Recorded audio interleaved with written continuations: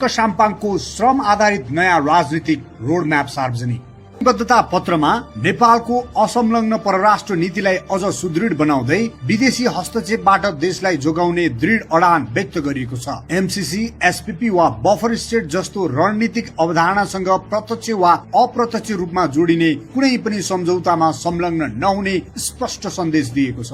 यसले राष्ट्रको हितलाई केन्द्रमा राखेर स्वतन्त्र निर्णय गर्ने राजनीतिक इच्छा शक्ति झल्काउँछ। सुरक्षालाई उच्च प्राथमिकतामा राख्दै छिमेकी मुलुकसँग नियमित संवाद, निरीक्षण र परीक्षण प्रणाली मार्फत सीमा संरक्षण गर्ने नीति अघि सारिएको छ। सीमावर्ती क्षेत्रका नागरिकलाई आधारभूत सेवा सुनिश्चित गर्ने, आवश्यक परे नेपाली सेनाको परिचालन गर्ने तथा अवैध निर्माण कार्य रोक्न कडा पहल गर्ने प्रतिबद्धता पनि समेटिएको छ। आर्थिक तथा विकासको मोडलमा साम्पाङले स्वदेशी स्रोत साधन, आधुनिक प्रविधि र मौलिक शैलीको संयोजन मार्फत आत्मनिर्भर अर्थतन्त्र निर्माण गर्ने स्पष्ट मार्गचित्र दिएका छन्। नुन, तेल, पेट्रोलियम र ऊर्जा जस्ता दैनिक उपभोग्य वस्तुको मूल्य नियन्त्रण गर्दै महँगी घटाउने र जनजीवन सहज बनाउने लक्ष्य पनि अघि सारिएको छ।